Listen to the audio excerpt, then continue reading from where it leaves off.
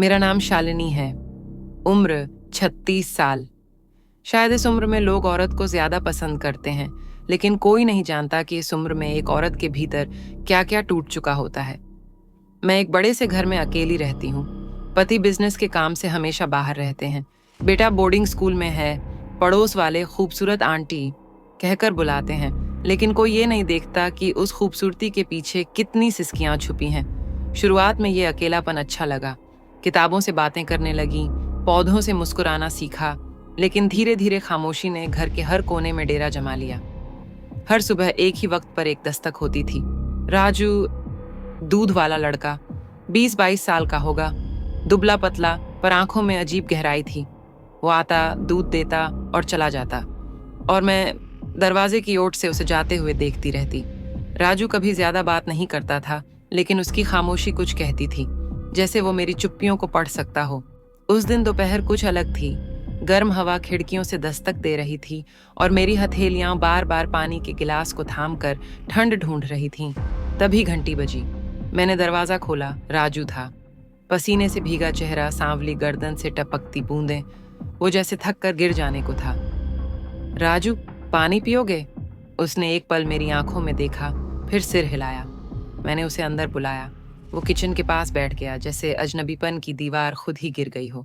मैंने उसके लिए पानी लाया, फिर यूं ही पूछ बैठी, पढ़ाई नहीं करते?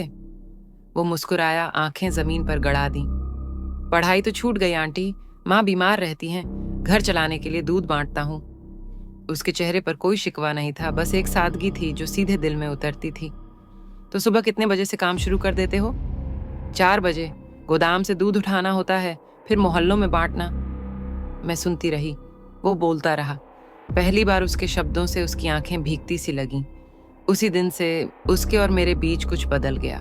अब वो दूध देकर जाता नहीं था, चाय पीने बैठता। कभी मेरी किताबों के टाइटल पढ़ता, कभी दीवार की पेंटिंग पर सवाल करता।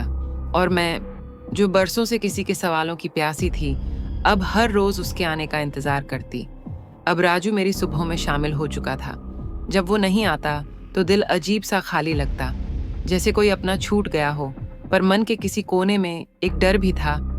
क्या ये सही है? क्या एक जवान लड़के से मैं इतना जुड़ रही हूँ? लेकिन उस डर से बड़ी थी वो खामोशी जो वो बांट रहा था, और वो अपनापन जो मैं बरसों से तरसती आई थी। उस दिन शाम से ही बादल घिर आए थे। घर में अजीब सी उदासी छाई हुई थी। मैं खिड़की के पास बैठी थी, वही सफेद सूती साड़ी पहने जो मुझे अक्सर सुकून देती है। बिजली चमकी और उसी क्षण दरवाजे की घंटी बजी। राजू भीगता हुआ खड़ा था। अंदर आ जाओ, मैंने कहा। वो बिना कुछ बोले अंदर आ गया। उसके बालों से पानी टपक रहा था, शर्ट बदन से चिपकी हुई थी। मैंने उसे तौलिया थमाया। इतनी बारिश में क्यों आए? ना आया होता तो दिल भीगता रहता आंटी। उसकी आवाज थकी हुई थी, पर आंखें बेचैन थीं। मैंने रसोई में जाकर चाय बनाई। जब लौटी तो देखा वो ड्राइंग रूम में नहीं था। राजू, यहाँ हूँ। उसकी आवाज मेरे कमरे से आई। मैं ठिठकी। कमरे में कदम रखा तो देखा वो खिड़की के पास खड़ा था, मेरी किताबों की अलमारी देख रहा था। आप बहुत अकेली लगती हैं आंटी, उसने धीमे से कहा। मैं चुप रही। उसने मेरी ओर देखा, नजरें गहरी, सवालों से भरी। कभी किसी से दिल की बात की? कभी कोई सुनने वाला मिला ही नहीं। मेरी आंखें भीगने लगीं। उसने मेरे हाथ थाम लिए। मैं सुन सकता हूँ, रोज, हर रोज। शब्द नहीं निकले मुझसे, बस आंखें झुक गईं। पर उसने मेरी ठंडी उंगलियां अपने होंठों से छू लीं। मेरे भीतर कुछ कांपा। बरसों बाद किसी ने मुझे ऐसे छुआ था, बिना वासना के, बिना हक जताए, बस एक इंसान की तरह। उस रात मैंने उसे रोक लिया। भीग गए हो, कपड़े बदल लो, मेरे बेटे के हैं, अलमारी में रखे हैं। राजू ने धीरे से सिर हिलाया। उसने कपड़े बदले और फिर वहीं मेरे पास बैठ गया। हम दोनों चाय पीते रहे। बाहर बारिश थमती रही और हमारे बीच कुछ बहने लगा। अनकहा मगर सच। उस रात मैंने पहली बार बिना डर, बिना शर्म, सिर्फ एक औरत होकर सोचा, क्या ये प्यार था या कोई छाया जो अकेलेपन में जन्म लेती है? इस सवाल का जवाब मैं खुद नहीं जानती थी। उस रात मैंने नींद की गोलियां नहीं लीं। बहुत सालों बाद पहली बार नींद बिना दवा के आई थी, लेकिन वो नींद भी किसी पुराने प्रेम पत्र जैसी थी, जिसे हर बार पढ़ो एक नई टीस सी उठती है। राजू उसी कमरे में पास ही के सोफे पर लेटा था। मैं बिस्तर पर करवटें बदलती रही। सो गए? मैंने हल्की आवाज में पूछा। नहीं। आप? नहीं। दोनों चुप। फिर मैंने कुछ ऐसा किया जो शायद नहीं करना चाहिए था। मैं उठी, उसके पास आकर बैठ गई। राजू, मेरी आवाज कांप रही थी। उसने मेरी तरफ देखा और कुछ नहीं कहा, बस हाथ बढ़ाया और मेरी हथेलियां अपने हाथों में ले लीं। मुझे किसी मंदिर की घंटियों जैसी अनुभूति हुई, शांत लेकिन भीतर से गूंजती हुई। उसने मेरी उंगलियों पर होंठ रखे, फिर आंखें उठाकर पूछा, आप डर रही हैं? मैंने अन में सिर हिलाया, लेकिन सच ये था कि मैं बहुत डर रही थी, खुद से, समाज से, और उससे भी ज्यादा उस सुकून से जो उसकी छुअन्न में था। वो धीरे से उठा, मेरे पास आया, मेरे चेहरे पर हाथ रखा और कहा, आपको किसी पूजा की तरह महसूस करता हूं, पवित्र, बहुत सच्ची। उसकी बातों ने मेरे भीतर का हर डर पिघला दिया। उस रात कोई वासना नहीं थी, बस 2 अधूरी जिंदगियां थीं जो एक दूसरे में खुद को पूरा करने आई थीं। सुबह जब मैं जागी तो राजू चला गया था। टेबल पर एक चिट्ठी रखी थी। आंटी, नहीं शालिनी जी, जो हुआ उसे शब्दों में नहीं बांध सकता। अगर आप चाहें तो हमेशा आपकी सुबह बनकर लौटूंगा, और अगर ना चाहें तो ये आखिरी बारिश थी मेरे हिस्से की। आपकी चुप्पियों का साथी राजू। मैंने वो चिट्ठी सीने से लगाई और पहली बार मुस्कुरा दी। उस सुबह कुछ अलग था। राजू की चिट्ठी सीने से लगाए मैं चाय की केतली में उबाल देख रही थी जब पड़ोसन रीता दरवाजे पर आई। अरे शालिनी जी, आप तो अब खूब खुश रहने लगी हैं। मैंने मुस्कुराने की कोशिश की, लेकिन उसकी आंखों में कुछ और ही था, शक, तंज और शायद जलन भी। वो दूध वाला राजू बहुत आता है आपके घर, ठीक है? उसके इस सीधे सवाल ने जैसे मेरी रूह को झकझोर दिया। क्या मतलब? मैंने सीधा जवाब देने की कोशिश की। मोहल्ले में बातें हो रही हैं, कोई कह रहा है विधवा और जवान लड़का, कोई कह रहा है कुछ और। मैं चुप खड़ी रही। उसने जाते जाते कहा, नाम बनाना मुश्किल है शालिनी जी, और बदनाम होना बहुत आसान। उसके बाद जैसे पूरी बस्ती की नजरें बदल गईं। बच्चे मुझसे आंख चुराकर निकलते, औरतें धीरे धीरे बातें करतीं, और जब राजू आता तो ऐसा लगता जैसे पूरा मोहल्ला उसकी पीठ पर निगाहें गाड़ देता। एक दिन उसने खुद आकर पूछा, आप चाहें तो मैं आना बंद कर दूं शालिनी जी? मैंने उसकी आंखों में देखा और पहली बार कुछ नहीं कहा, बस सिर झुका लिया।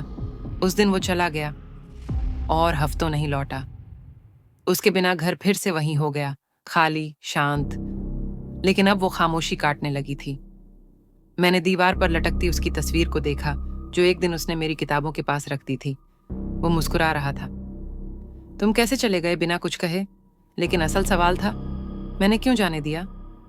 फिर एक दिन मैंने हिम्मत जुटाई, कपड़े पहने, बाल बांधे और सीधा उसके मोहल्ले गई। वो दूध बांट रहा था। मुझे देखकर ठिठक गया। मैंने सबके सामने कहा, राजू, अगर आज भी तुम्हारा दिल उतना ही साफ है जितना उस रात था तो मुझे ले चलो यहां से। वो चौंका, आसपास के लोग भी। लेकिन मैं डरी नहीं, क्योंकि अब मैं भी तुम्हें चाहती हूं, खुलकर, सच्चे मन से। और अब मैं किसी को जवाब नहीं देना चाहती सिवाय खुद के। उसने थैला नीचे रखा, मेरी ओर बढ़ा, कंधे पर हाथ रखा और बस इतना कहा, शालिनी जी, चलिए, आज से ये शहर हमारा नहीं रहा। तुम मुझे क्या नाम दोगे? आंटी? विधवा? या वो जो दूध वाले के साथ भाग गई? पर अगर मैं खुद को बताऊं तो बस एक औरत जो सालों से अकेली थी और अब जिंदा है। वो दिन मुझे अब भी याद है जब मैंने पहली बार राजू की आंखों में देखा था। वहां कुछ था जो मेरी चाय से भी ज्यादा गर्म था और मेरी सांसों से भी ज्यादा सच्चा। मैं जानती थी समाज मुझे थूक देगा, लेकिन मैं खुद को क्यों मारूं, सिर्फ इसलिए कि मेरी उम्र ने दस्तक नहीं दी किसी से मोहब्बत करने से पहले। राजू ने मुझसे कहा था, आंटी, क्या आप अकेली हैं? और उस एक सवाल ने मेरी पूरी जिंदगी उधेड़ दी थी, क्योंकि हाँ, मैं अकेली थी, पर अब मैं अकेली नहीं रहना चाहती थी। मैंने वो दिन चुना जब सब लोग पूजा में थे। सफेद साड़ी पहनी, बाल खोले और राजू का हाथ थाम लिया। मुझे ले चलो यहाँ से, मैंने फुसफुसाते हुए कहा। मैंने पीछे देखा। गली की खिड़की से एक लड़की मुझे देख रही थी, मेरी पड़ोसी की बेटी। उसकी आंखों में सवाल नहीं थे, बस एक ताज्जुब भरी चमक थी। मैं और राजू निकल गए उस रात।